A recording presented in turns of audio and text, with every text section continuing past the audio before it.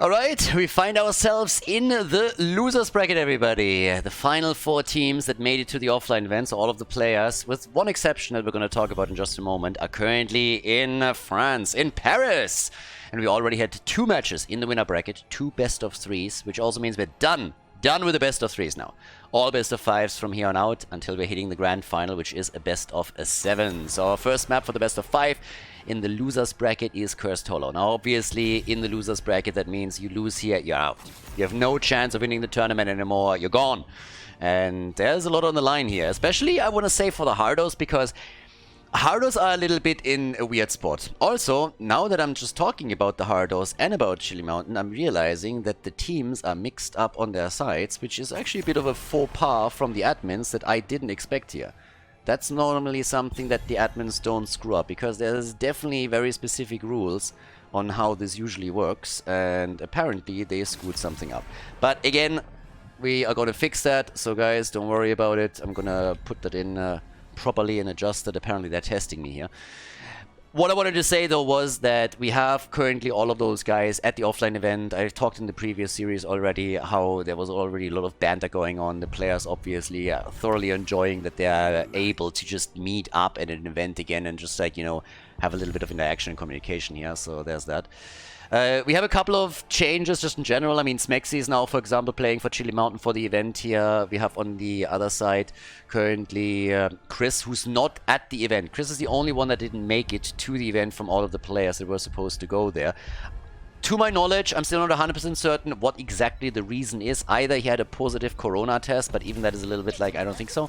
But some technicality around the travel restrictions and whatnot apparently prevented him from going there. Either way, he's not at the event, so there's 4 players of the Hardos currently in Paris playing on stage, and Chris is jumping in with a normal Discord connection from home, which by the way is also the same tool that is being used on the other side of communication, so in that sense nothing really changes.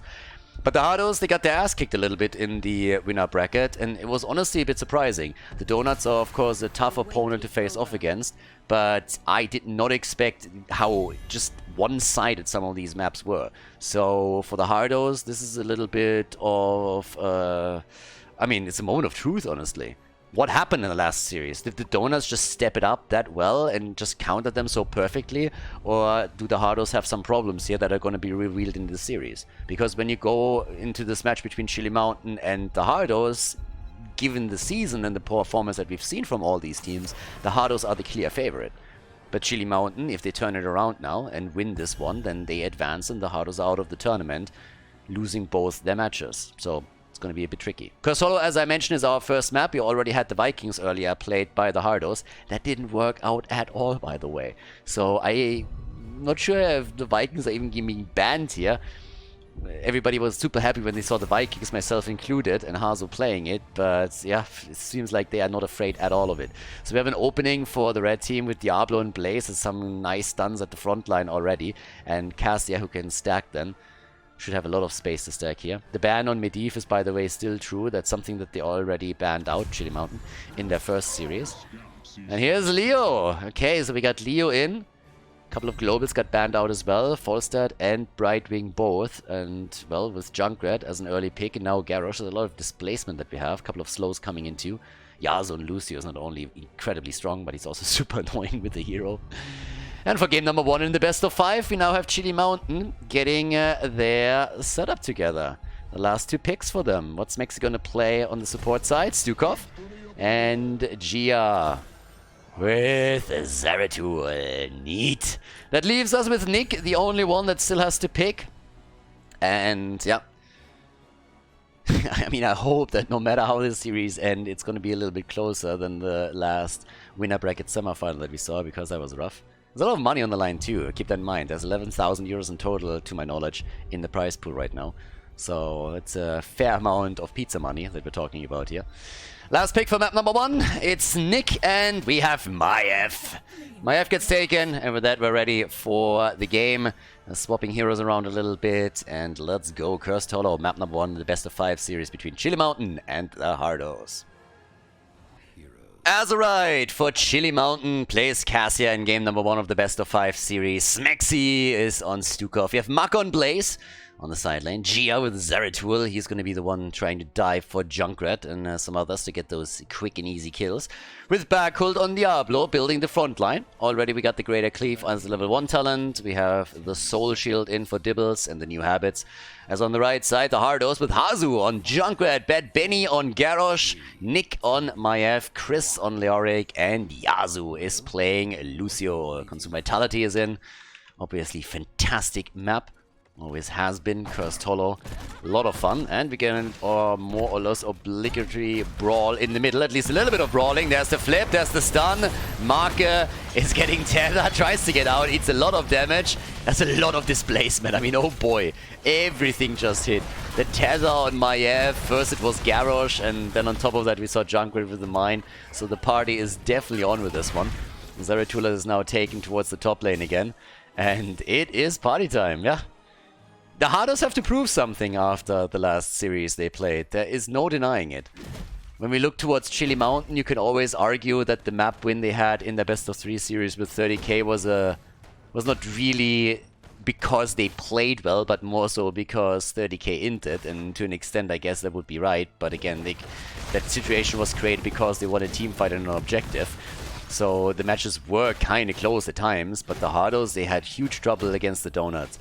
It just seems more and more that the Donuts are the kryptonite of the Hardos. That's pretty much that. Now, top right, yeah, we got the first camps taken. Of course, the teams are also figuring in a little bit where the first objective is going to spawn.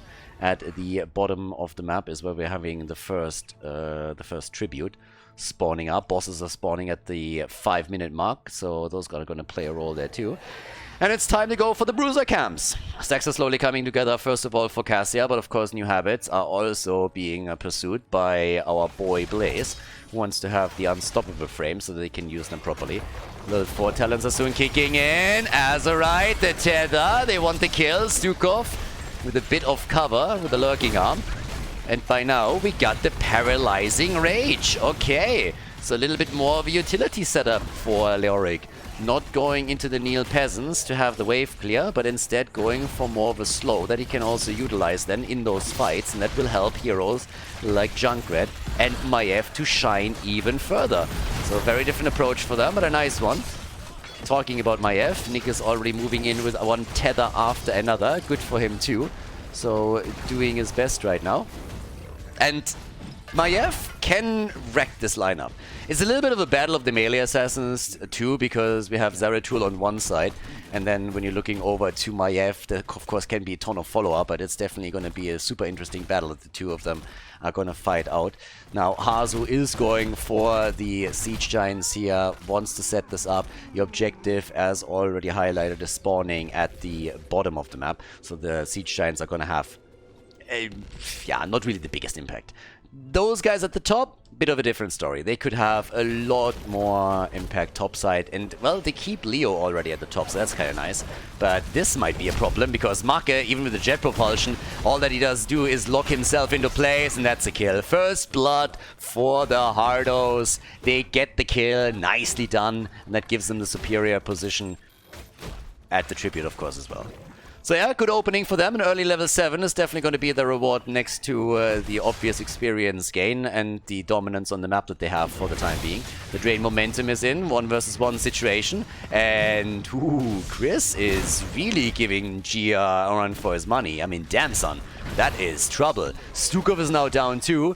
And it seems a little bit more as if the Hardos have not only recovered from the brutal loss in the winner bracket, but are now getting a little bit angry and are just saying, okay guys, we might have lost the last one, but now we're going in and we're really going to rip them apart. We kind of have to redeem ourselves a bit if we want to have a chance in this tournament, and they're doing fairly well here. First tribute ended up in the hands of the red team, of course, without being contested too much, and now the second one is spawning, and it is slightly to the side of the blue team, giving them a small advantage in positioning. Then again, talking about advantages, this advantage for the Hardos continues. That's another kill. They're taking down Diablo, and they are just getting kill after kill connected here. This is getting scary. At least if you're a Chili Mountain fan, it is. Good stacking, decent stacking on Cassia, so there's at least that. A little bit more would be nice, but it's not too shabby. controlling the choke point again, but they are going very hard on this one. Now, Dibbles, when he died, he didn't have the souls together, but the death timer, of course, is very low this early in the game. So he's back, and he still holds on to the 57 stacks he has on the baseline, so it gives him a decent hit point pool. But, yeah, there's a flip, and talking about Dibbles, he's the one that gets thrown around again. I mean, honestly, ooh, there's a Zeratul kill, Bad Benny, and he's dead too. Bad Benny's dead. Nick, on the other hand, low, still in play, another tether, and he dies. Finally goes down 2. Leo has to move out. Yasu also in a position where he said, like, yeah, let's let this one slide. Maka channels the tribute, and Chili Mountain has arrived in the game. They got their 2 kills in. Still a bit behind in experience. The level 10 ability is, of course, going to be big. But off we go. Stack's nearly done for Berkult, so he is going to have his little revive. Also, high 5 is in. We got the containment disc. Garrosh hasn't made a choice yet, neither has Junkrat. Personally, big fan of the Rocket Ride. I mean, Riptire, yeah, I get it, but Rocket Ride, it's a little bit in the same category as Judgment is with Tyrael for me. It's just fun to watch. And it's always awesome, especially if someone stuns and Junkrat just running around with this damn rocket is just amazing. So bosses get attacked this time, and it's only the Hardos that are going for theirs.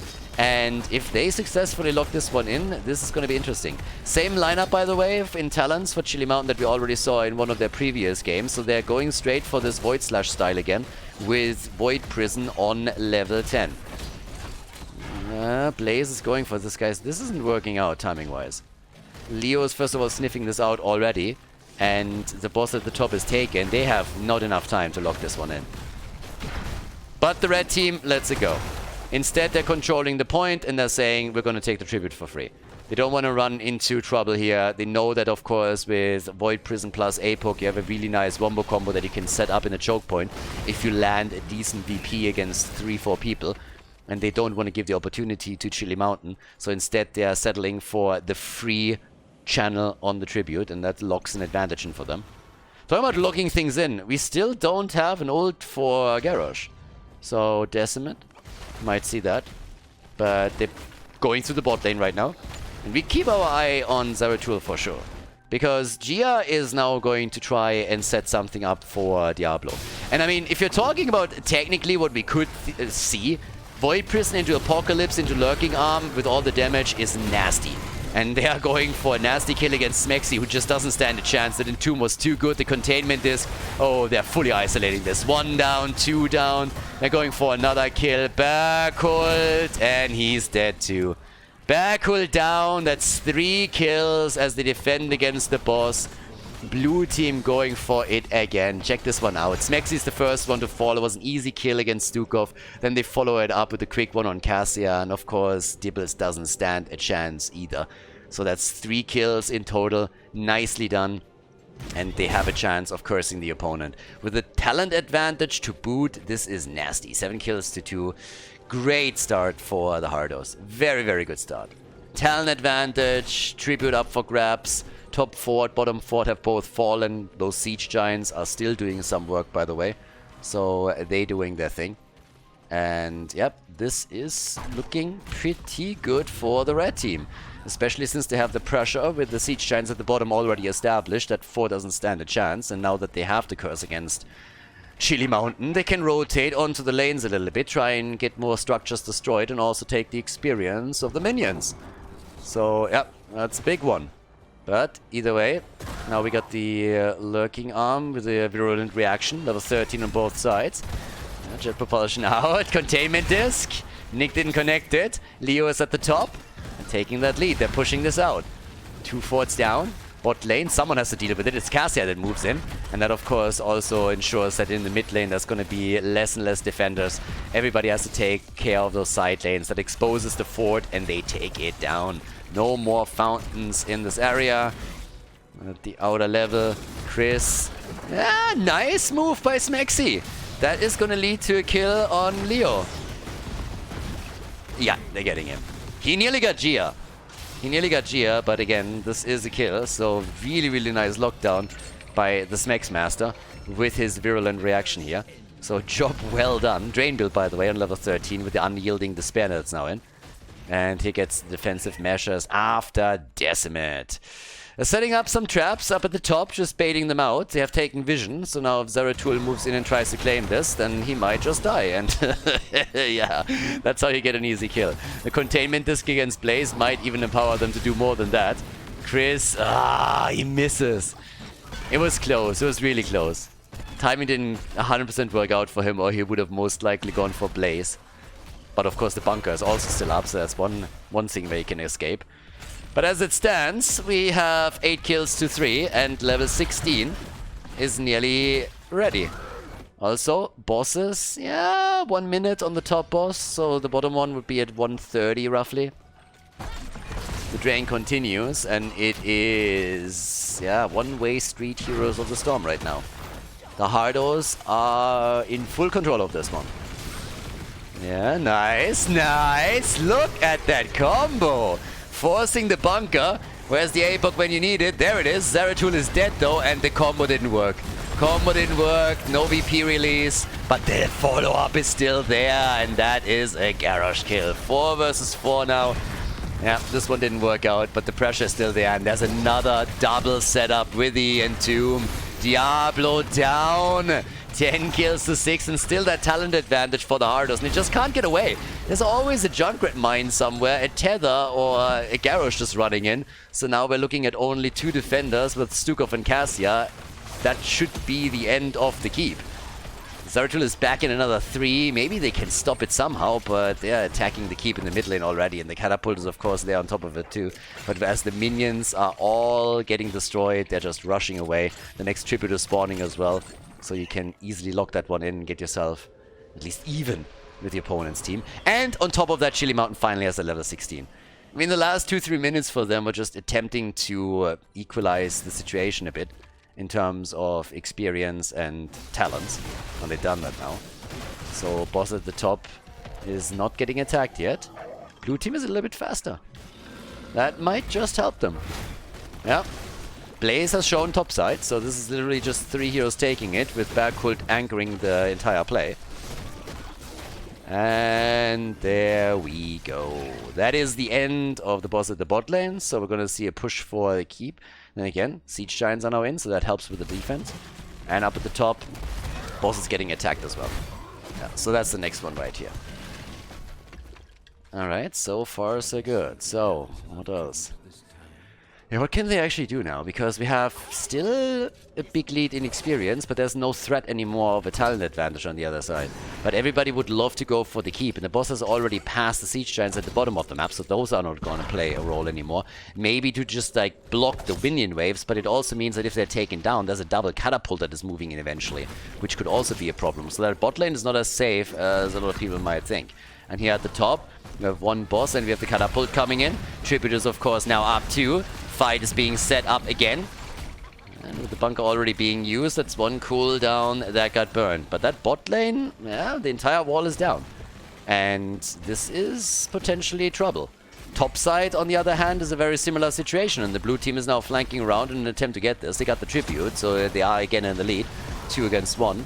But the keep is a little bit low. They're already starting to push this. Bottom keep is also suffering damage. APOC! And the connect is there, but Zeratul dies again. So does Garrosh. Blaze dead. Diablo dead. Oh, that backfired hard. And all of a sudden, it's the end of the keep and maybe of the game. At the bottom of the map, another keep is already dying too. So that's a keep down on each side. But we still have the entire lineup, with the exception of Garrosh, of the Hardos on the left side, going for core, trying to win game number 1, and even the boss is still alive and kicking. This is it, the lead for the red team, as they drop Chili Mountain on the first map on Cursed Hollow and take the lead in the best of 5 in the losers bracket match. GG and well played. Before we head into game number 2, make sure that you subscribe to the channel if you haven't done it yet, so you don't miss out on any future content here on Khaldor TV.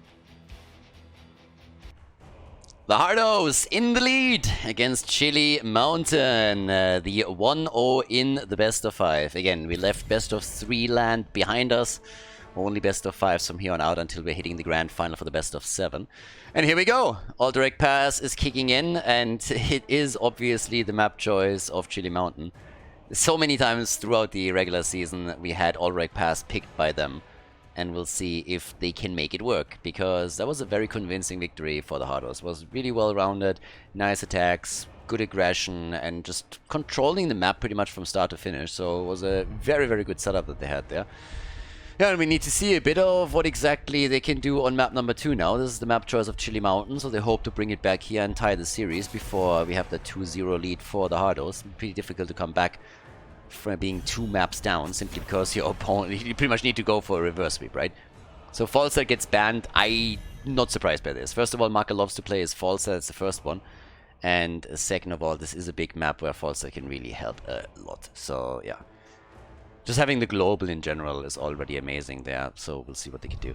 Lucio gets banned, doesn't really surprise either. If you looked at the first game, it's always the same thing. Yasuo just comes in and plays godlike on a support, especially someone like Lucio. We have a couple of other candidates that do more or less the same thing, and then he gets banned out a second later. Talk about globals, we have another one banned.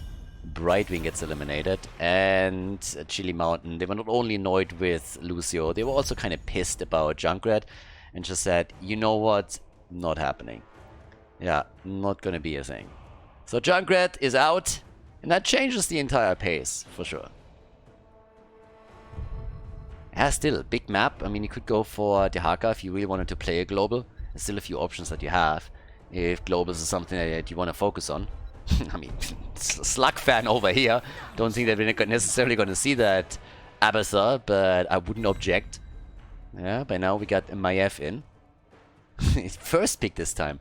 I mean, how many games have we watched now where it was just over and over and over again? Nick, the last one to pick is hero. I mean, tons of games, right? So this time we have a setup that could very well look very, very different given the circumstances here, because they are all in on that Maiev. And Smexy is countering that with Uther and his stun, and that's not the only one that provides a stun. Imperius is also in the game now, and can start to chip in a little bit. So yeah, good for him. Top of that, what else are we gonna get? I have a little bit of a look here. Chromie, okay. Chromie and Garrosh. Yeah, I mean, again, Garrosh was already a bit of a problem in some of the earlier games when Bad Penny played him. I think this is the first time that Hazu is playing Chromie, though. So yeah, he definitely has a lot going on with that. Alright. I'm a little bit curious what exactly the last 2 picks are going to be for the Hardos. Yeah, in the meantime, Blaze gets banned. And also, if you have Uther and Imperius already, what are we going to see from Backward at the front? If they want to lock down Maiev as much as they can, then a bit more stun would also go a long way, but they still also need the damage. And since Alterac Pass is a map that is pretty big, I would not put it past them, as I said previously, to take Dehaka there. So, yeah, that's that.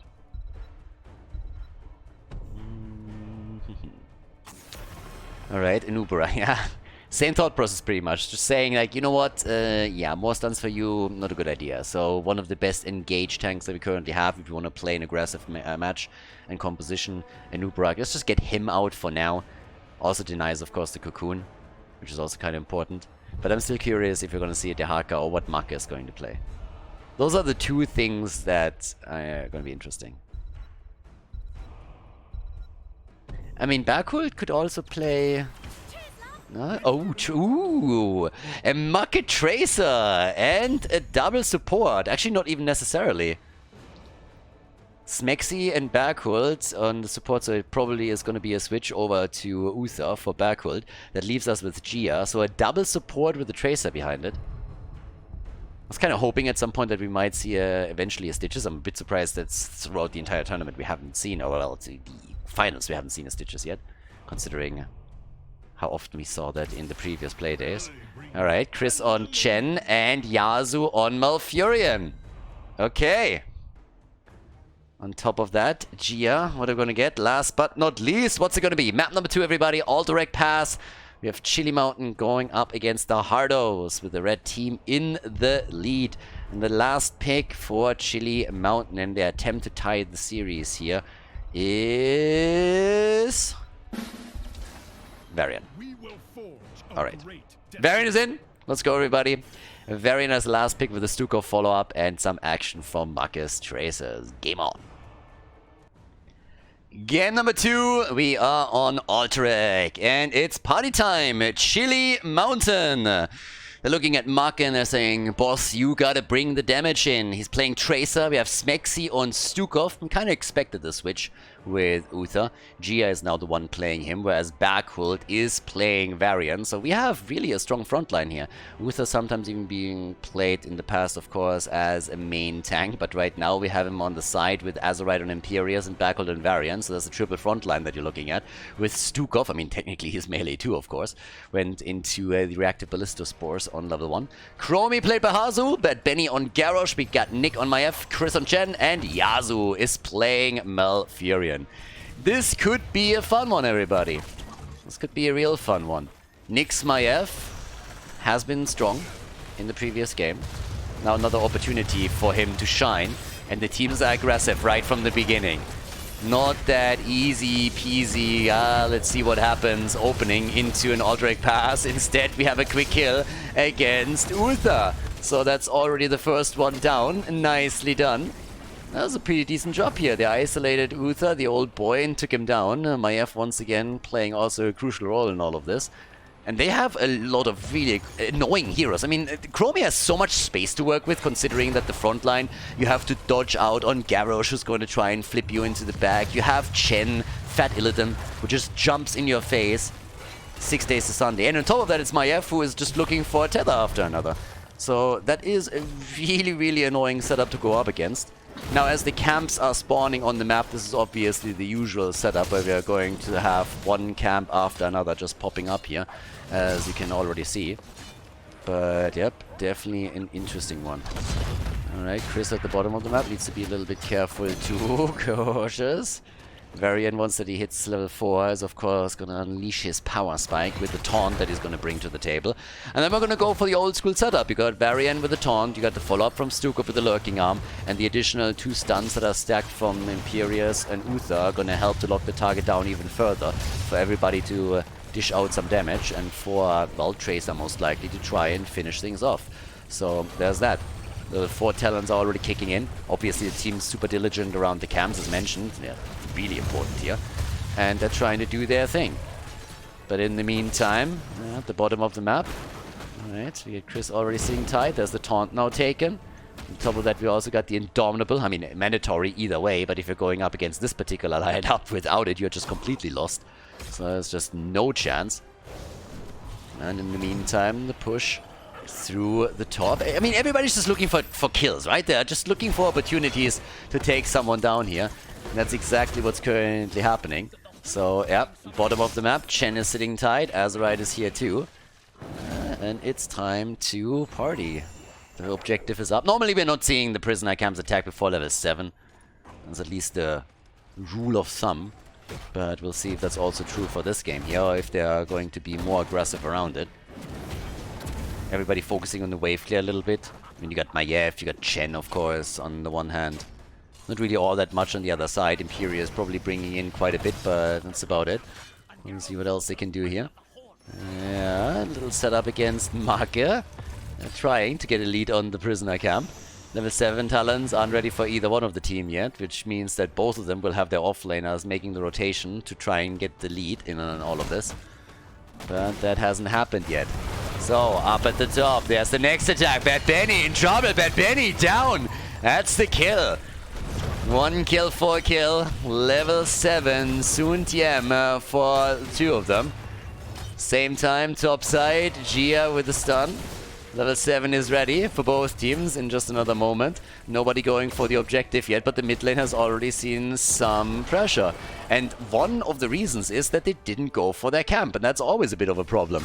So we've been talking about this a lot, but they didn't go for that at all. Up at the top, Gia is able to escape, or is he? Maybe not.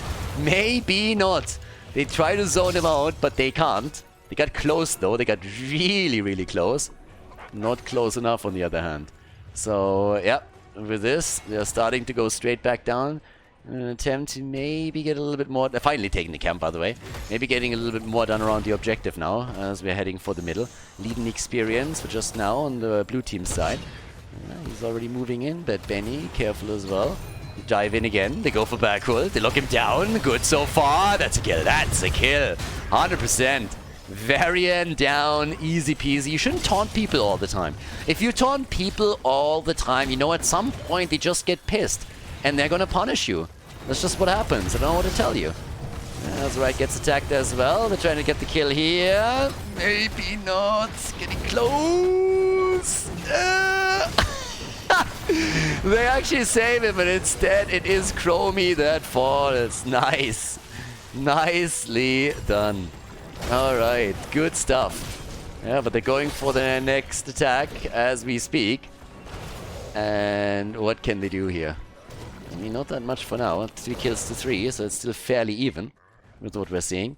We got Nick already going for the next game. I mean, again, normally at this point, they're just going through the motions. They're trying to do their thing. There's nothing really too insane happening between all of them right now, but yeah, still. Doing, of course, their best to just edge out these small advantages that are building up over time. With an early level 10, you always have an opportunity to do maybe a little bit more, but even that is not really playing through right now. But we're finally having a bit of an approach to go for at least one objective. So it's the blue team, Chili Mountain, that is pushing in and trying to make their play right here. So, yeah, we'll see how far they can go with all of this. But at least for the time being, things are looking alright for them. So, here's the play, as we're coming in again with the Decimate on level 10. Also this time the top cake plays on Chen as he goes for the barrel. The cage is already down. Divine Shield is still available if it needs to be used at all. But we have Azerite low, and he's not the only one back. Khaldor is also suffering some damage. The mid lane is getting attacked again by the camp, but that's a problem. That's not the only problem that they're facing, because Stukov gets shielded, but Tracer dies. And that's a massive problem, because now it is a cleaning house time. They're coming in, kill Varian, and that's 2 kills that they just got. The objective is wide open. We have Azerite also isolated. That's a staggered death for sure. And as he falls, eliminated by Chromie, the mid lane has taken severe damage as the camp was pushing in. Now, the objective, by the way, got taken for the blue team, so that's at least that's the good part about it. Blue team was able to lock the objective in and claim that. If that wasn't the case, then this would have been an even bigger disaster here.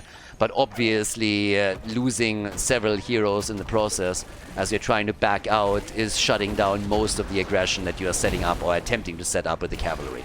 So we got them taken out one by one. Easy defense for the Hardos. They are in the lead now. They have 6 kills to 3 and taken a half-level advantage over the opponent. But yeah, that was... I mean, again, kudos to get the objective, but that got dangerous quickly. And they're already looking for Macke. But this time... Oh. Tracer! Jeez! And has breath here. Like, seriously, that several times it looked like, okay, this is it for her. That was too close for comfort. Way too close for comfort. But alright. So, Nick is starting to jump in again. And is doing his thing here on the camp. And this is really where they excelled the entire time. I've been talking so many times throughout the regular season about how important it is that you're just coming in and take this camp whenever it is off cooldown. And that's something that Chili Mountain hasn't really done. And they suffered a lot of damage in the mid lane because of it. Because it was only the red team that was pushing. And that's just simply a problem. That's something that they gotta deal with right now. And things are tricky. Not sure what to tell you here. So, push through the middle, trying to make a little bit of a play here. Down at the bottom of the map, it's once again Chris doing his thing. And in the middle, they're looking for more kills. They're looking for another opportunity to take 1 or 2 down.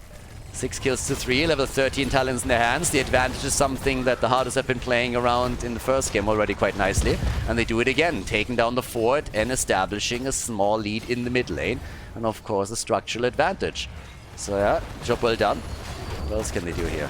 Backle gets attacked. Careful. The cage is down. The tether. Azerite. They're going for him. Backle himself is dead. Variant dropped once more. 7 kills to 3. They go for Azerite. They try to take him down. The tether connects. He's attempting to do whatever he can here. The Divine Shield keeps him alive for a bit longer, but he's still not out of the woods yet. Smexy with a good shove, ensuring that he does not get dropped here. But definitely a tough game now for Chili Mountain. So, all the way top side. They're going for the experience again. Objective is coming up once more. Level lead. Full on level lead right now. full level for them. As you can tell, a lot of action coming in here too, with the next camp about to be taken, but this time the blue team is ready and is doing the same thing on the left side, mirroring the movements. Stukov hasn't died yet. Stukov, Maiev, Malfurion. The 3 heroes in the game that have not died yet once. Even Talons. Even Talons, Azerite hitting another one, as Hazu connects a bit more damage. Maiev, by the way, the top damage dealer in the game right now. So yeah, top damage for Maiev. And what else? They're going to try and set another one up here in the middle, but Berkult got stopped cold. Makes the play. And is it the end? It is the end for Garrosh. Garrosh is down. Very nice kill. Very, very nicely done. And of course, the attempt at a follow-up. The one thing that Chili Mountain needs right now is kills, kills, kills. Give them a few more kills. Give them an opportunity to set something up here. And this is exactly what they're currently looking for. So now that everybody is rotating down, the intentions are clear. They want to go for the boss and try to get a bit more done. So for now, we move straight up for the boss in an attempt to set this one up. We have the red team not really following suit at the top side, and instead they are just sitting down here, maybe trying to even go and contest this. Could be working. I mean, there's a chance that it works for them, so yeah, fight is already there. Gia, Panda's down, boss got leashed. That's a little bit of a problem. And it was 5 to 7. The level 16 talents are getting closer and closer, but not here yet. And let's see what they can do. The kill against one. Can they get another? Hans, Nick, he jumps out. Imperius got killed though. And, well, with 5 kills to 8, they can try and focus on the boss again. But honestly, even with losing Chen, it's pretty much a win for the Hardos. If that boss gets taken, it's much worse for them than simply losing the Panda. So now that they're just 1 hero down, he's going to be back soon. And that's pretty much all that matters right now. Some big plays here. Chromie with some really, really nice setups. By now we have the level 16 for them. That's obviously even more so helpful. And they are trying to now take the objective. And Gia is completely... I mean, yeah, he's dead. He should definitely be dead. Fat Illidan comes in. Chen, Chris, jumps in, chases him down, blocks him. They're trying to go for Nick here, but Maka has to be real careful. Obviously, he gets some heals from the Uther Ghost, but he just can't get stunned out. They're going for the objective, and they might even invade this camp. Chris has already spotted it, so they know what's happening, but they decide against it. Don't forget that the advantage in structures goes currently to the team in red. So, yeah, there it is. Either way, what else do we have? We got 16 versus 16, 9 kills to 5. Alright. Camp pushing through the middle, this time only for the blue team. So in an ideal world, the red team would try and do something about it. Yeah, they're trying to retake that. 10 seconds have been missing, but they get the kill, don't they? They come in and they take Imperius down again. 5 kills to 10. And Imperius, he has been suffering in the last few fights. I mean, really, really suffering. So now Maiev, she's done exactly what I said. She moved up to the mid lane in order to take the camp down, or they're going to suffer some structural pressure. Could even mean the end of the fort. But the blue team is desperate. They're trying. They're trying. They know that Maiev is in the middle, so they're saying, guys, it's a 4 versus 4 as long as she's defending. So let's just try to do what we can. But there's just no way. So as you can see, in this case, we have the objective locked in by the Hardos. Now we're 13 minutes in, so this one should hurt a little bit more. Bot lane is already getting prepped. I mean, a lot of those structures have been taken down previously, as you can tell. And particularly here, the wall is gone. Objective isn't even there yet. They might even take the fort down. There's nobody there to defend against it. In the meantime, the mid lane has to be very heavily guarded since it's going straight for keep. So that's an even bigger problem that they're facing right now. Yeah, and well, with that, it's time to party this up a little bit. The problem is really also that the Panda has taken on the bot lane. Fort is eliminated. Now they're sitting here in the middle with a very similar players. They're trying to go for another big move against the keep. And if they take that one down too, that would be an absolute nightmare for the team in blue. They already lost more or less all the forts. The one at the top is still standing, but it's going to be attacked by the minion wave in just another moment. Suffering even more damage and will be picked up eventually. Keep in the middle has taken some damage too. The wall at the bot lane has been destroyed as well. If they lose a hero here or two, this could be a total disaster for Chili Mountain. And there's the flip. There it is. There it is. The cage is set up. And goodbye, Varian. Varian is dead. And this is a nightmare. An absolute nightmare for the blue team. Without their main tank, there's the siege for the Hardos. They wait for the next minion wave to push this in even further. Steal the camp away too. That alone already hurts the mid lane. And then they can try to take the keep down. And even if they can't take the keep down completely, what they can accomplish is they inch closer to level 20. And on top of that, they also find themselves in a position where they will be able to do more damage to the keeps. And I think they're committing on this one. And they should. With the camp, there's absolutely no reason not to. It's soaking up all the damage right now. That thing is already down to 50% HP. Scratch that. I mean, it's toast. No chance for it. This is looking more and more like the Hardos can walk away with the 2-0 lead in the best of 5. But we're not there yet. We're not there yet. But the first keep is gone. That means that, of course, there's only 2 armor shields remaining on the boss. And, the bigger concern is really level 20. It's not the fact that level 20 is ready for the Hardos in a few more seconds. It's more so the fact that there's a massive, massive gap in experience between the two teams. As you can see here with the experience distribution, hero kills played a big role in it, but it's not the only thing that mattered. We're talking about passive experience thanks to the fort kills. We're talking about also the minion experience. And now they're just going for more pressure. Now the blue team has fallen back down to the bottom of the map to take the boss here. One of the reasons is that on this lane they only have the keep standing, whereas at the top lane there's a fort and a keep. So if the red team takes this boss, it's not that bad. It's still not good, but it's not that bad because you have a better chance of saving your keep. Now, for the blue team, it doesn't matter which one they take in regards to attack potential, because both of these lanes still hold a... I mean, it's not only that both of these lanes still hold a fort. If we're honest about it, the problem is that the single fort has been destroyed, just period, by Chili Mountain. So, level 20 is ready. That gives us the deadly calm. The calm before the storm. Purifying beam is in. And the Hardos should really start to push this a little bit. I mean, you have got level 20 and you got a boss at the top, so what are you waiting for? I'm a little bit surprised that they are... I mean, they go just for the objective, which I guess is fine, but I honestly expected them to be a little bit more aggressive with the boss too. The thought process here is pretty much the objective, if we lock it in, is going to be so powerful that we're going to get the top keep anyways, and then we can just simply deliver the death blow. So they don't push with the boss, instead they're going now straight for the fight in the middle. Objective isn't even there, but they see an opportunity, and the Divine Shield saves Tracer. Saves Tracer. Azerite, yeah, he can't be saved. No. The displacement is just too big. You got Garrosh with the flip, you got the tether, you got way too much. Another kill, a double kill, it's a triple, baby. They go for Gia, they take him down too, and yeah, that is just lights out.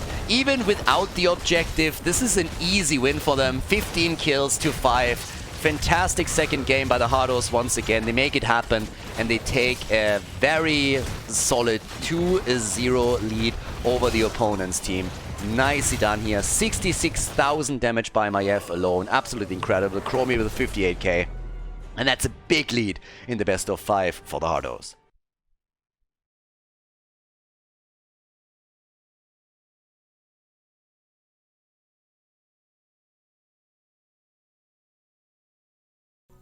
Well, game number 3, everybody. The Hardos with the lead against Chili Mountain. So we got the 2-0 now, which means that it's time for a reverse sweep if Chili Mountain wants to have a chance to make it into the next round of the tournament. Because if they lose here, they are out. They would be 4th place in the Masters Clash. Whereas the Hardos, after the initially disappointing performance in the winner bracket, are now looking much, much stronger. Much more, I mean, consistent. Or just like solid in general. So I'm looking forward to see how they can do on Tomb of the Spider Queen, which has traditionally been a very, very good map for them. And if they win here, carry that momentum into the next series. But that is way more... this is much more the Hardos that I expected to see when we started the day. So now we got Junkrat banned again. We have Garrosh and also Lucio taken out. After game number 1, that Lucio ban is always going to be there. So, yeah.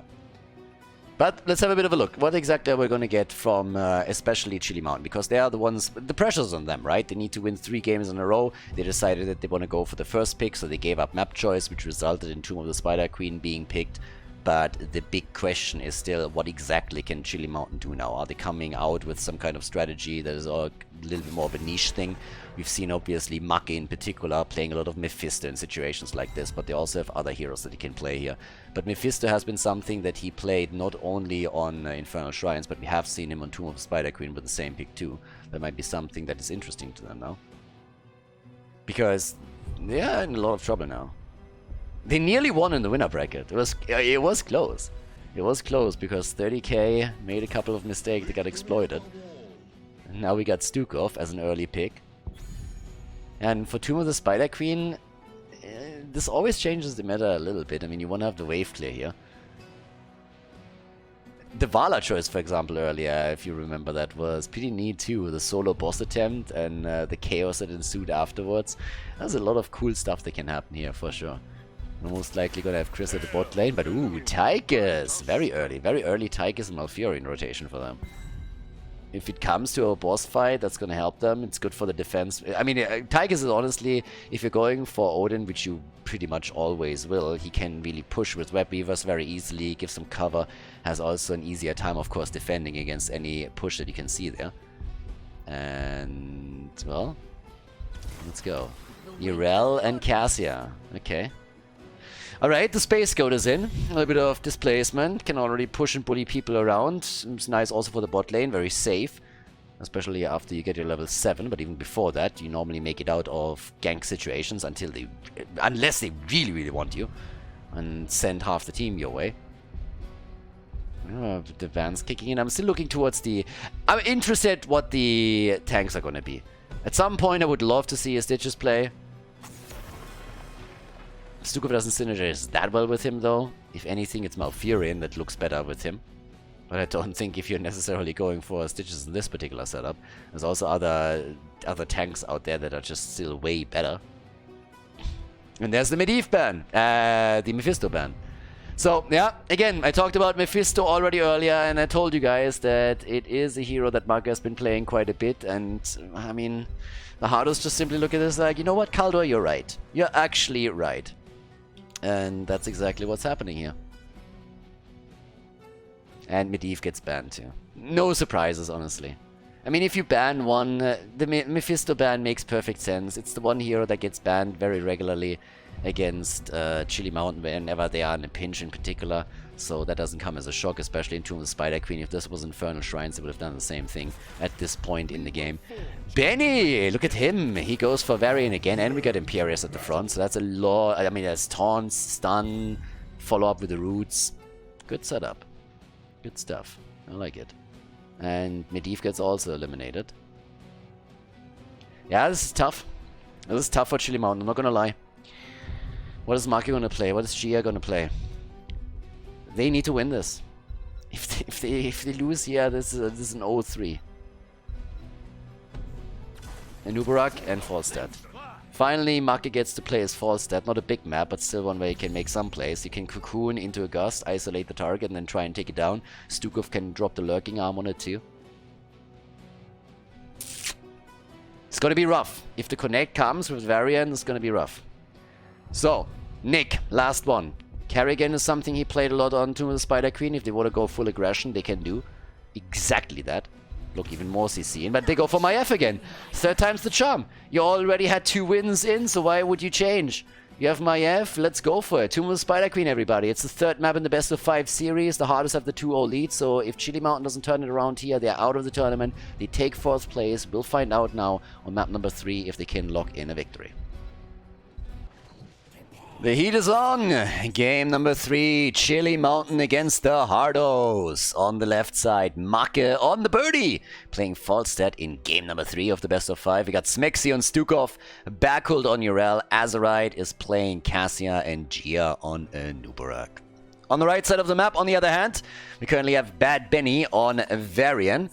Yeah, as you can see, also Nick on Maiev, Hardos on Tychus. We have Yasu on Malfurion, and Chris is playing Imperius. A lot of CC again, a lot of action around all of this. Hazu is the one with the range damage. Azerite is going to try and go for the stacks. And, well, let's get the show on the road and see if the blue team can put a point onto the scoreboard, or if it's all over for them. Is this the end of the road here? We're going to figure it out. Gotta say that my throat is dying right now, so going for a brutal bike ride earlier today and then having the AC on over here apparently didn't do me any favors, so apologies for that. It's a little bit rough right now. That's not the only thing that's rough here. The life of Imperius is also not too easy because he got murdered. Absolutely murdered. That's a good opening for Chili Mountain. They come in and they just brutalized him.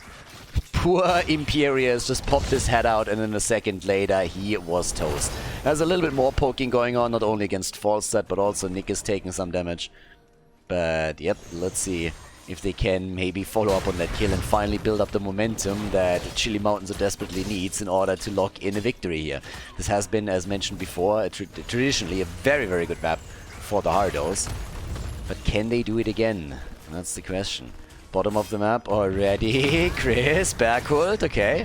The one-on-one continues, as in the middle of the map, everybody is attempting to control the rotation and therefore also the turning points. Stacks are slowly coming together for Azerite as he's starting to poke this one out. And yeah, no, so far we don't have taunt. So that Benny is still sitting there. Let's check. Like, how does this happen? I mean, honestly, if Varian comes in and taunts people, you know, he just starts to insult them. He's trying to just trigger all their rage. He comes in and starts to insult, I mean, Stitch's mom. Not even Garrosh can throw her. That's how fat she is. Stuff like that. But what has happened before level 4? I mean, does he suddenly just, like, acquire speech at level 4 and that's why he all of a sudden can taunt people? Or why is that a level 4 thing? I never really understood that. The one thing that I think Imperius also doesn't understand is why he is the one that's getting bullied here all the time. Like, they are going for him and take him down quickly. But yeah, it's still a little bit of a mystery to me. At level 4, Varian, you know, he has the biggest mouth there is. He just goes out, insults everybody. He's like, your mama is so fat, Thrall's chain lightning bounces 3 times off her. But before level 4, he's just sitting here like, no, I don't want to talk. Is he too shy? Does he just have to, you know, it's like, what is it? Is he like drinking a beer or two, lowering the inhibitions, and then just finally he can talk? Like, I have no idea what's going on there, but that dude is just weird. That dude is just weird. I don't know what to tell you. But also, I don't know what to tell you here. I mean, that's the 3rd kill against Chris. Chris is getting farmed right now. They're going into these fights and it's like, oh, look, free XP. And they just take him down. I mean, 3 fights, 3 kills against Imperius, and now we have Bad Ben. No way. He doesn't survive this. Yeah. Look at that kill. Look at that kill. It was Stukov in the end that dropped him. 4 kills to 0. The Hardos are getting smacked around a little bit all of a sudden. Chili Mountain. I'm not quite sure what happened in that break. But boy, I need to be checked for steroids. There was a suspiciously long break between Game 2 and Game 3. So I don't know what happened here. But doping, esports doping, it'd be a thing there. Marco already on the way back. I mean, jokes aside, these guys all of a sudden come out swinging here with a lot of aggression, and it pays off for them. Question is, of course, can they continue that and really lock in the win? But it's looking good for now, at least, so nicely done. But yeah, the problem is what happens when heroic abilities kick in. The problem is what happens around the later stages of the game. The map opens up a little bit. All factors that we have to consider. There's the taunt, the space goat, the kill. 17 gems down the drain. That's a disaster. That's a disaster. There's a lot of gems gone. And in the meantime, the blue team, well, the red team still has plenty. Plenty! Hazu turns in 4. Now they need to deliver a bit more. Imperius is the one that holds most of them. And if they can get him into a turn in position, then they might just be able to get the first Web Weavers. So despite the kill advantage for Chili Mountain, this is not looking too bad for the Hardos. They got the first Web Weavers here. The red team, do they get the kill? Smexy! No! He doesn't die, and Chris is dead again. Are you kidding me? Are you kidding me? What is happening? Imperius died 4 times. Now they go for Nick, they take him down too, so at least Imperius isn't alone. But Chris gets farmed. Chris gets absolutely farmed in this game. 6 kills to 1. 2 heroes down just as the web weavers touch ground. Yeah, they are not gonna do a whole lot there, are they now? Nope, definitely not. Big problem for them. That's a big issue now. That web weaver wave did pretty much nothing. Nope, nope, nope. Nearly defended against already and has done more or less 0 damage. The minimum you want to get out of this is to take some of the walls down. Not even that was where they weren't even able to do that. And now things are starting to snowball a little bit. It's not too much yet. We're not talking avalanche level right now. But this is a small, tiny snowball that is starting to build up here. Because as you can see, it's level 9.5 for Chili Mountain. And guess what? They got enough gems for a turn-in now. Do you know what happens when you get level 10 in a turn-in at the same time when your opponent doesn't have heroics? Yeah, you are shitting all over them. So that's exactly what Chili Mountain is going to try and do now. Turn in with level 10 and then push. And I assume that we're going to see an attempt by the red team to prevent that from happening. But as you can tell, they are zoning for Marke. He can turn in. 33 gems delivered. And with that, we have level 10 and Web Weavers coming in play as the red team is scrambling to soak the half level that is currently missing before they have their own heroics. And the action is already there. They're already going for the walls, starting to take them down here. Things are tough. Real tough.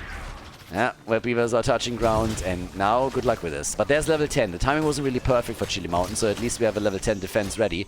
And that, of course, gives us Odin, and that's a really, really nice too. Also, Imperius turns into a delivery boy again, so yeah, Uber Eats, they hired a new driver. Went straight into the wrath of Angirius, so maybe he can deliver.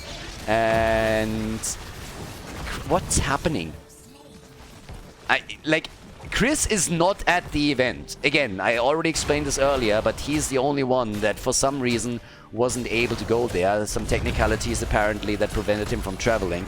But he played a fantastic... I mean, the early games were great, and he had a couple of ups and downs, as all of them had in the first series, but I have no idea what's going on right now. Is this just full tilt mode, or what's happening? 7 kills to 1 and 5 of them against 1 player? That's just incredible. That's kind of crazy. So, not 100% certain what's happening at this point. But he is getting murdered. Now, there's... Marke! Oh! He gets his ass moonfire, dropped down to 11 or 10 hit points, and then survives. No way. No way. Wow. If Marke dies there, they have more control. They have maybe a chance to deliver a few more gems, but boy. Boy, that is getting a bit nasty. I mean, Chris, he must be frustrated. Died 5 times, he's at 10,000 damage. Varian has nearly more damage than he does. And now they're coming in for another fight. Talking about Varian, he gets attacked. There's the containment disc already out. Malfurion, okay, with the ult, trying to keep them alive. Quick shove against Varian, there it is. And they're trying to go for the play. Nick is still looking for a chance to tether someone in and prep a kill for them. That hasn't happened yet either. But, yep, I don't know. Tychus hasn't died yet. 17,000 damage for him. Neither has Malfurion. But then again, they only got a single kill in this entire game. And there's enough gems in the hands of the blue team for Chili Mountain to get another Web Weaver wave. And they're trying to zone. And they're getting it. Aren't they? 50. Need to deliver 5 more. Marke has it. Easy. No problem. No problem. Web Weavers are coming down. And this isn't looking good at all for the Hardos. And again, just to put this in perspective, this is one of the best maps for the Hardos. I mean, in the regular season and also in the playoffs, they lost how many times here? Once? Twice? Something along those lines? So it is pretty incredible that of all the maps, this is the one where Chili Mountain just says, yeah, we're going to completely take them apart. It's not that it's close and they're edging out, you know, a small advantage time and again. No. They are totally dumpstering on them right now. With one kill after another against the Imperius, always putting them at a disadvantage and just playing hyper-aggressive. Maybe a little bit too aggressive now? Yeah, not yet. Delivery system against the goat. Can she jump out? Ult is in. Cocoon has been used. The Web Weavers are on the move. Nick is getting killed by the boss. by the Web Weaver. Oh my god. He jumps out of the fight just in time. They're falling apart. They're falling absolutely apart here right now. Ford in the mid lane and the bot lane has been eliminated. Top side, another one is about to fall. And yeah, this is not good. Not even a little bit. Chris died 6 times now. I mean, he's aiming for the double digits apparently. I don't know. And we are only 10 minutes in the game and the wall at the keep has fallen. Falstad is pushing the top lane out. Imperius is dead. The keep is taking damage. I don't think they can take it right now. They might. What is going on? I mean, the difference between what's happening in game number 1 and game number 2 and what we're witnessing right now in game number 3 is just absolutely incredible. That's, by the way, funny. That keep was not destroyed by anyone. That he didn't really think like, nah, maybe we stay a little bit longer, you know, just get some damage in against it. So yeah, the keep is still there. But the blue team hasn't lost a single structure yet. And just look at XP. They are so close to 16. It's going to take them a while to get enough gems for another turn in. But with level 16 being this close, they should be able to push out the bot lane and go for the keep. Or just simply say, hey, let's go for the boss. That, of course, works too. However you want to play it. And boss it is. Yeah, with a level 16 talent, an epicenter in your hands. What's the damage output? 25,000 for Cassia, 27,000 for Tychus. Yeah, and that's a kill. Boss is taken. 9 kills to 1. And I have a rough time seeing a path back into the game for the Hardos. It has to be a teamfight victory, and a big one at that. You need to take 3-4 kills, get enough map control to deliver the gems for a turn-in, then destroy structures, and that is just going to help you a little bit to close the gap in experience. It's not even going to do the entire thing for you. Nubarak is already diving back down, so the keep is gone, which makes the entire situation, of course, even worse. They're going for the 2-pronged attack and push the mid lane out, as the boss is already attacking the keep at the top, so they're losing ground everywhere. The Hardos, they're just losing ground on every single lane. Yeah, keeps under pressure, all about the next turn in, stealing away some additional camps. Tough game. Very, very tough game for the Hardos. And good for Chili Mountain. You don't want to go out in loser's bracket with an 0-3 score. So yeah, good for them that they're fighting back here. 2-level lead. No level 16 yet. Can they maybe push for the top and take the keep out? I don't think so, but a bit of damage here would go a long way. Catapults later on are gonna do work. Okay, so let's have a little bit of a look. What exactly we are gonna get here. Right, so all the way up at the top. Chris is sitting tight. I'm a little bit scared whenever I see Chris alone on the map anywhere. It's a bit of a problem. But yeah, he just got farmed too hard. So at some point you're getting anxious. You're looking at him and he's like, ah, he's alone again. It's bad news. 16 to 16. That's the only moment that you have to make a play. Wow, jeez, Azerite misses it. Misses it by a pixel or two. Yeah, that's a few gems at least turned in, but as I said, they need to go for the fight. They need to have more than that. Disc is out. They need to win a team fight. Is this the one? Here comes the delivery. They go for Cassia. Odin! And Cassia is dead. Are they really bringing this back? The Hardos with kill number 1. And Nubarak, he gets away, but Backhold doesn't. Backhold, he will fall. He has to fall. They need to kill him. And they will kill him. Everything on Urel and the Space Goat is down. So now they're jumping down to the bottom of the map, the blue team. They're taking Siege Giants. Imperius is defending the middle of the map. And the rest of the team is turning in. They have the gems. Is this the ticket back? Do they have a chance to turn this around? Keep in mind, they haven't taken a keep yet. Sorry, a fort yet. Not one. They haven't taken a wall down, if I'm not mistaken. No, the one at the top and the one... well, down here they actually destroyed one. Better than nothing, I suppose.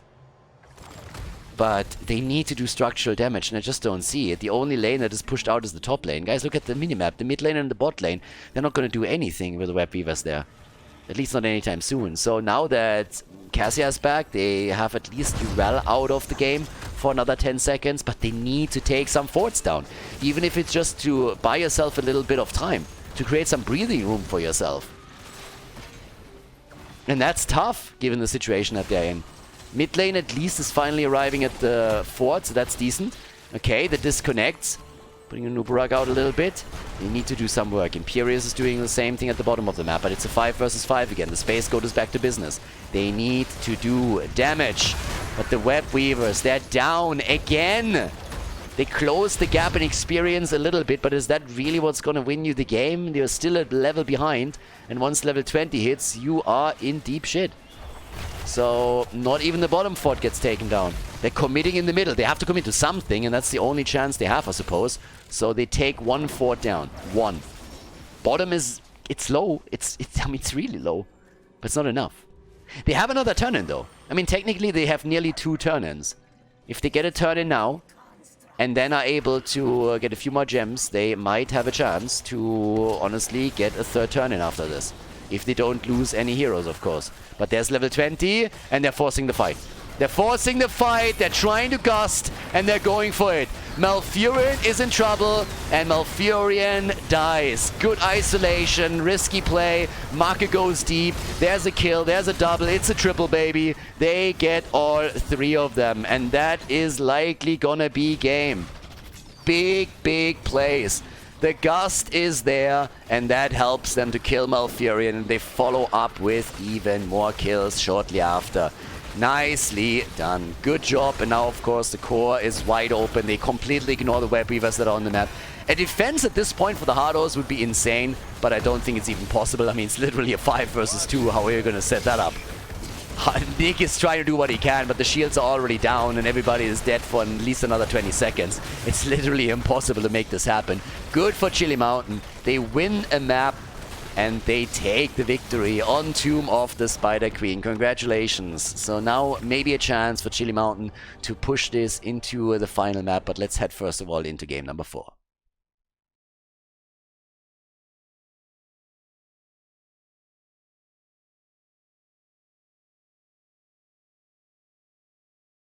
Oh god. Infernal Shrines, let's go. Game number 4. Not gonna lie, after the first 2 maps, I did not think we would be in that position. It looked like a 3-0 storm for the Hardos, and therefore I'm pleasantly surprised that we made it into this one. Chris did not look good on the last map. Not even a little bit. That was a huge problem for him. So, yeah, I don't know. This is... I really hope that he can recover from that and he's not totally tilted, because he got farmed. He pretty much can rename himself into Free XP or something, because they just took him down whenever he popped his head up. But either way, it seemed like Chili Mountain in general enjoyed their draft much more, and they finally were also able to really just like drive the entire game. So they took... I mean, they took control very early. They got the first kill against Imperius, I mean, 20 seconds, 30 seconds in or so. So, good for them. Falset, by the way, thanks to the isolation gust that he had, pretty impactful. Here in Infernal Shrines, it seems like the Hardos don't want to deal with it and get rid of him quickly. And there's also the Vala ban. Now, this is another map where we could see Mephisto. I mentioned this when we were talking about the draft on Tomb of the Spider Queen. And there's a couple other heroes that, of course, you always have to consider here as well. Medivh is one of them. Junkrat gets banned. I mean, Stukov, Malfurion, Medivh, Tychus. Probably an early pick on Tychus again. And Infernal Shrines is actually a map where, especially Chili Mountain, now that I think about it, has a lot of pocket picks where they could really go for it. And start to take them down here. So, yeah. But okay. It might be a Tychus first pick. No, it's Chromie. Alright, the Chromester, everybody. Oh, the Chromester's in. Yeah. It will be interesting. Chromie from the backline, always nice for the poke, but that of course opens up a lot of opportunities now for Chili Mountain. If they want, they can pick Tychus. Tanks also another one that we have to watch out for. But, well, there's Tychus and there's Diablo. Yeah. There we go. So with that, all of a sudden, you have a fantastic hero for the damage on any shrine fight. Also good for the defense. And besides that, Diablo with tons of wall stun opportunities whenever there is a battle over a shrine. I mean, even outside of it, but still. And I guess we're going to get some combo potential from them too. Just need to see what exactly they're trying to combo off together with Diablo. As it stands, I still expect Malfurion and Stukov to make an appearance either as a pick or a ban. Malfurion is already in, and Garrosh gets skating together with him. That leaves us with Stukov, that we of course could see for Chili Mountain, always assuming that the Hardos aren't coming in and banning him. But what do you ban here? I assume that the Hardos are going to ban Medivh. I would say they are banning Medivh. Leyline into Diablo Apocalypse is something that you're probably going to try and dodge out on here. There's the Malthael ban. That keeps Diablo a little bit safer. Mephisto or Medivh? I mean, there's already Tychus on the other side. Both of the heroes that I just mentioned would be heroes for Make, but you can shift that around. So it's a bit of a tricky one. Is Make really the one that plays Tychus? Is he going to swap? What do they ban? Do they ban one of the two that I mentioned, or do they go down a completely different path? Because Stukov is also up there. Banning Stukov is also not a bad idea. Medivh! It's Medivh. No Leyline into Apocalypse. That leaves us with potential picks on Stukov for Smexy. If they want to have any kind of control, I mean, first of all, you can combo it a bit with Diablo, but more so you can just control the choke points into the shrine. But as mentioned, there's also the potential extra damage hero for Make. So there's that too.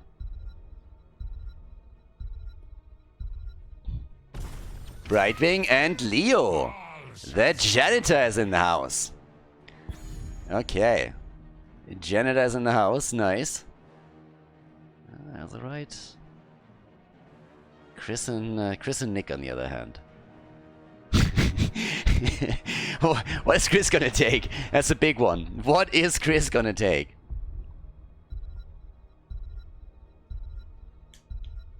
He had such a rough game on Tim. Kerrigan and Imperius. He does it again. Okay. He goes for Imperius again. Says like, nah guys, that wasn't it. Just a bad game. Alright. So they got Imperius again. They got Kerrigan. And here we go. There's a lot of stuns. There's a lot of control. A lot of CC that they have. And there's Mephisto. Mephisto comes in. Ladies, with that, we're heading into Infernal Shrines. It's map number 4, and there's a chance that Chili Mountain brings it to game 5 and decides it on the last map. Can they continue with the reverse sweep, or are the Hardos putting an end to it now? I'm gonna find out. Game number 4. The reverse sweep attempt of Chili Mountain continues with Make on Mephisto. They banned Mephisto out on map number 3, but now he has another chance to show how good he is on the hero, going on level 1 straight into the Furious Spark. And Make, he is furious. Backhold on Leoric, Smexy on Brightwing, Gia's playing Diablo, and Azerite on Tychus. The right side of the map with Yaz on Malfurion. We got Hazo and Chromie going straight into the Time Workers Pursuit on level 1. Chris again on Imperius. And Nick is playing Kerrigan with Bad Benny on Garrosh. Yeah, let's see. Let's see what they can do here, because game number 1, game number 2 really looked like the Hardos are going to walk away with a 3-0 victory, move on to the next round of the losers bracket, and just leave Chili Mountain in the dust and out of the tournament. But the last map, that was a very different pace and a much better game for Chili Mountain, who now again have a composition where they can easily dish out tons of damage with Odin, with Tychus, and of course with Make's Mephisto. So we're going to keep our eye on that, and we'll see what they can do here. Backward at the top, already with Mace to the face. That little one-on-one that we have here could be interesting. Chris, of course, is now going to also attempt to redeem himself a bit for the performance on the last map.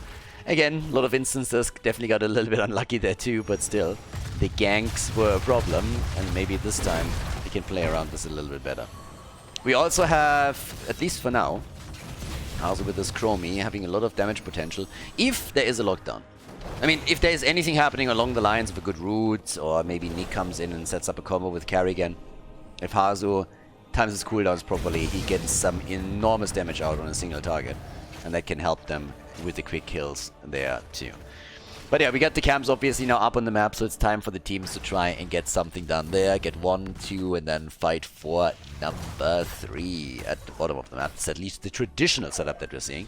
And the red team is a little bit faster, even thinking about invading here. That doesn't quite work, but Make all alone, and that's a kill. Beautiful preparation for the kill here, and they lock it in. Nicely done by the Hardos. And yeah, let's take another look at it. So first of all, they have all set up here with Chromie. And yeah, it's Garrosh, it's Bad Benny just moving in and isolating the target completely and getting a kill. Talking about isolating and targets, we have another one that they're attacking up at the top, and Backhold, he nearly dies to the Moonfire of Malfurion, but is not able to take him down. And we get Korean style here out of the Chili Mountain boys. All of a sudden, we got the Master Assassin. Now, if you are an avid viewer of this channel, you know exactly why that is. We have seen Master Assassin and high priority on Taikis in every single game in the Korean tournament that we had, I want to say a month and a half ago, maybe 2 months ago. And what the Koreans pretty much did in 80% of their games when they play Tigers is they went into Master Assassin on level 4. And the reason isn't that you are trying to complete the quest. The reason is that you are looking at the passive and you're just saying that movement speed, there's attack speed increase that also applies for Odin is more than enough to justify the pick into the talent. Literally the reason there. And we've seen that over and over again in the Korean meta. And now, at least for this game, Chili Mountain adopted the same pattern. Objective is up, and we're talking about a shrine at the top of the map now. And yeah, they're starting to chase backwards a bit. Blue team is suspiciously absent from this. There's a lead-in experience for the red team, which means that an early level 7 is going to help them to solidify their position a little bit on the first objective. But at the bottom of the map, we have, or in the middle, we have still that pressure play from Chili Mountain, so they're currently trying to get some damage set up against the opponents. You see that a lot from the Icus combos because they're waiting for level 10 until they're really fully committing to a shrine fight. That's pretty much what's going on.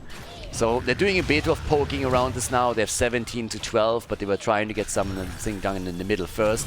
You can always fall back, but now Leo's about to die. Another reason was also the experience gap that they, of course, were trying to close. And there's this. So, nicely done.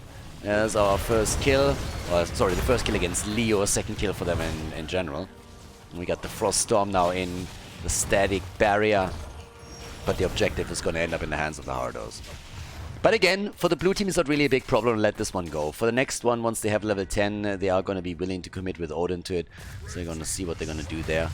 And as it stands, there's already the move straight over the top, as the Punisher will be baited over the wall. Always position yourself behind it, use an ability, provide a bit of vision for the Punisher. It's going to use his jump ability, and there we go.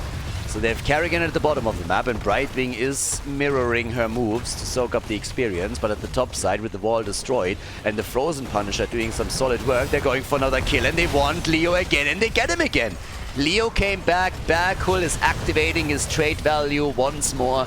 Trait activated. There's the flip as they're trying to go for Marker. Marker! And he gets away! Kerrigan though, she wants to go for Smexy. And the Punisher is jumping into 2 down. Leo is back, gets immediately attacked. He has no cooldown. He just goes to the way and he dies again. Leo going down pretty much instantly. Dies twice in a row as he respawns, and they take the fort. So that's an enormous opportunity for the Hardos to get even farther ahead. Yeah, but look at this one. Leo got really unlucky. So he's moving down, but Benny's ready, already follows him, flips him in again, and that's a kill against Leo, which now leads us to 5 kills to 0. More than a 1 level lead, a fort destroyed, camps taken away. I mean, they're pretty much trade camping. They're trade camping right now. They're just farming Leo. So they're turning it around, and good for them. The ults are in, and that is nasty territory. Because now you have the camps already claimed. You can pressure the mid lane a bit further, and since there's a minion wave moving in too, this is gonna mean damage on the fort, and maybe even the fort destroyed, depending on how long they want to stay here. Because the Chili Mountain is getting closer to the level 10 as well. There's a polymorph already. Chris is moving in. They go for Marker. And also Garrosh getting attacked again. Bad Benny. Leo is dead again. I mean, he's turning into Leorki over here. He's turning into full-on Leorki. We have 4 deaths on Leo. I mean, I've seen this before. It was Imperius on the last game for another team that had the same problem. Durance of Fate, now that the level 10 abilities are ready. Leo, of course, with his Entomb. But this is now a very, very good game for the Hardos.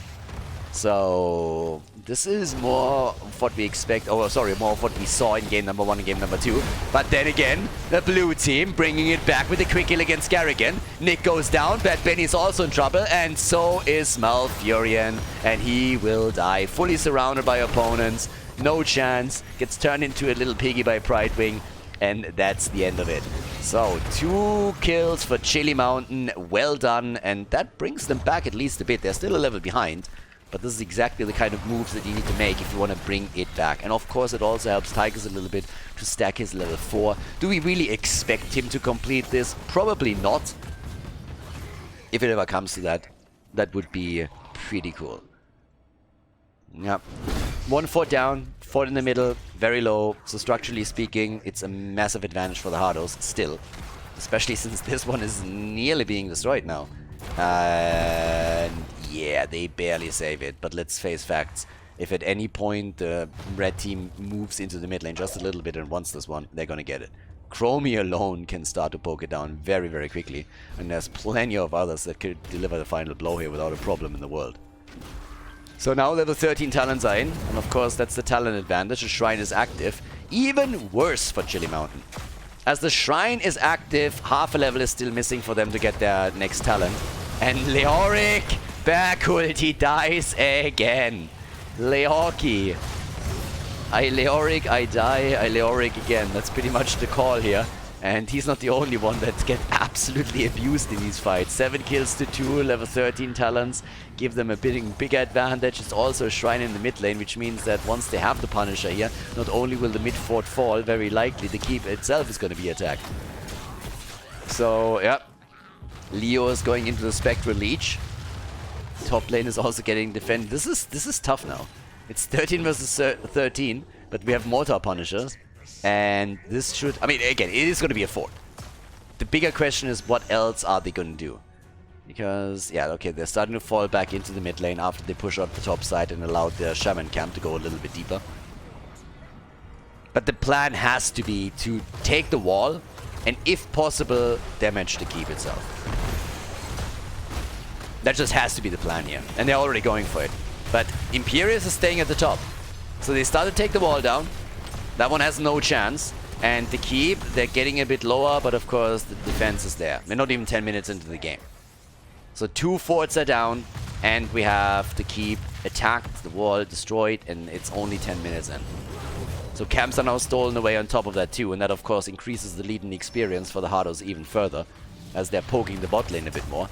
And once that this fountain is destroyed, it means that there is no outer fountain any longer for Chili Mountain, which makes any fight for a shrine really tricky for them. Now, the one at the bottom of the map should be the next... No, it's actually topside that gets activated now. Oof. Yeah, that's kind of rough. Topside getting attacked. Fort at the bot lane. It's the only one that still stands. And level 16 talents and half a level for the opponent. Oh boy, Chili Mountain, they did a great job on the third map, but now it's looking really difficult again to bring this to a 5th game and tie the series here. Especially with the continued pressure from the Hardos. As they're getting closer to level 16, they're getting emboldened to move aggressively onto the lane and siege up on the fort at the bot map. Or the map, so there it is. Starting to go for that. And well, there we have it. One more fort down. Easily taken, good stuff on them. And with that, all the cards are in the hands of the Hardos. I mean, look at the minimap. Nearly the entire map is red because they were able to take all those camps. All the forts are destroyed on the side of Chili Mountain. The Hardos haven't lost one yet. And the next objective at the top side... talent lead. Everything. Honestly, it's everything. It's insane. It's absolutely insane. And right now, they are just moving into the middle. As I already explained earlier, the keep there had already taken damage, and they can just siege up. You never want to fight against the talent disadvantage. Or sorry, against the talent advantage. And Chili Mountain is no exception there. If they have to, for example, they commit to the defense and pop Odin, then it is missing for the next objective, which would also be a win for the Hardos. This is a win-win situation as long as they don't lose anyone. And there it is. They're poking it down slowly, steadily. Azerite is in the back. They're trying to burn the minions down so that it's tough for the Hardos to move closer. Chromie, though. Some damage attempt against Gia. Nothing too consequential. And there it is. The shrine activated. This is some opportunity for Chili Mountain. They get the level of 16, so then they can fight on eye level. And that's the only opportunity that they have. Also, now that we are on level 16 for the blue team, it's another quick point out that Blizzard is sometimes insanely lazy when it comes to their arts of talents. I mean, check that shit out. Mithril Mace with the same icon than Master Assassin. Really? Really? I mean, for some of the talents, I kind of get it, but this one, really? Is that the one? Either way. Up at the top, might this be the kill? They're trying. Ah, Mephisto! The APOC is out. Smexy on 40 HP. Karrigan cannot close the gap, but they're going for Azerite. Hobbity hop as Karrigan is jumping after him. Bad Benny wants to set up, but they are all able to escape. They got the kill against Mephisto, and that was the only one. Chris is still chasing Bergkult and might get the kill here. But yeah, just buying themselves some time. Everybody is dead and dying. Chris is moving back up to the top. Everybody else is already on the wall and take that down too. Now, kudos to Chili Mountain for not losing half the team here, considering that nearly everyone was about to get dropped, but at the same time, them losing Mephisto this early and now having to give up another Punisher is just devastating for them. The wall has been destroyed at the keep. Bot lane is getting pressured by the minion waves alone. Vision is now being denied by a lot of these walls being taken apart. And this is a bit of a nightmare. Chili Mountain, if they don't want to drop out of the tournament here, they really have to dig deep now and find some way to bring this back. Push the fight past the Punisher maybe, bait out the jump, and then turn it into a big team fight in their favor. Anything. But an Arcane Punisher moving through the top lane with the wall destroyed, straight for the keep. This seems like the keep is gonna get completely crushed here. And they could move into the middle to take the next one too. Double keep eliminated. Or just imagine if a hero dies now. If the Punisher jump gets follow up and they get a quick kill, this could be the end of the game right here. And they're already going for Bergkult and he's low. Chris is sitting at the side. They're baiting it into the middle. No, that's going to do them any good. There's a couple of Arcane Sentries already in play as the top gets attacked. Yeah, over here, see a similar picture. Bergkult is the one to try and deal with the minion waves that are pushing in against them. But the top keep is about to be annihilated. 19.5. The experience is there. There's more shots coming as the catapult is starting to attack the keep. But the fight is happening. Bergkult gets attacked again and is dodging out on Chromie's Sandblast. Barely, but he does. The battle isn't over yet, though. There's the taunt, and they go for Gia, and Diablo is dead. Dibbles is down, so is Tychus. Diablo back in a second, of course, but Leo falls, activates his trade one last time. The keep is about to get murdered by the Ultralisk alone. Chromie helps out a little bit, and that leaves the core on the map. And they are going for it. 6 deaths on Leoki. We have 11 kills in total against 2. The level 20 advantages, of course, a massive, massive boon now for the Hardos as they get the follow-up kill on Dibbles. He came back with the souls that he stacked up throughout the game, but now he's down for the count. That's 3 heroes out of the fight. Mephisto and Brightwing are still defending, but everybody's low on the side of the Hardos, so they have to actually, for now, fall back. You just don't have enough. It's 18 seconds until Malfurion has his ult back, so they decide that they would rather not throw and instead just play this out properly. Which I actually think is probably the better choice here. You don't want to pull a 30k. We all remember what happened on Infernal Shrines, on the same map, by the way, in the first game of this final. So now actually, I'm a bit surprised that nobody is taking care of this. But they are apparently trying to capitalize on the level 20 a little bit more. And move this in even quicker. There's the flip. Leo. Odin is already getting commandeered over here. 12 kills to 2. Yeah, they want that core. They really want that additional kill. Next objective is in the middle of the map. Okay. Uh-oh. Dude, no! Not like this! Oh, Tychus. Tychus is down nice and Doom, but it's more a trap for them than for anyone else. with Diablo dying, Tyker's already dead, and now Leo also getting murdered. This just has to be it. Mephisto dies too, and this is just the end. A 3-1 victory for the Hardos as they eliminate Chili Mountain from the tournament. They move on to the next round of the losers bracket. Nicely done. Well played by the Hardos. And that is the end of the road for Chili Mountain Bay and 4th place at the Masters Clash.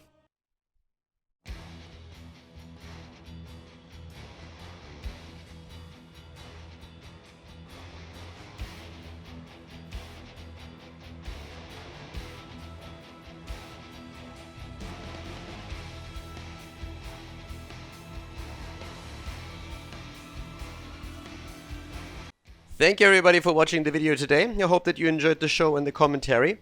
And keep in mind that the spoiler protection that is going to run for the rest of the video is made possible by all the support on patreon.com. So guys, if you want to support my work, if you want to help me start new projects and keep the spoiler protection in place, please consider heading over to patreon.com/Khaldor. There's also a link in the YouTube description and check that out. Thanks in advance, and see you guys next time with more esports coverage here on Khaldor TV. Have a great day.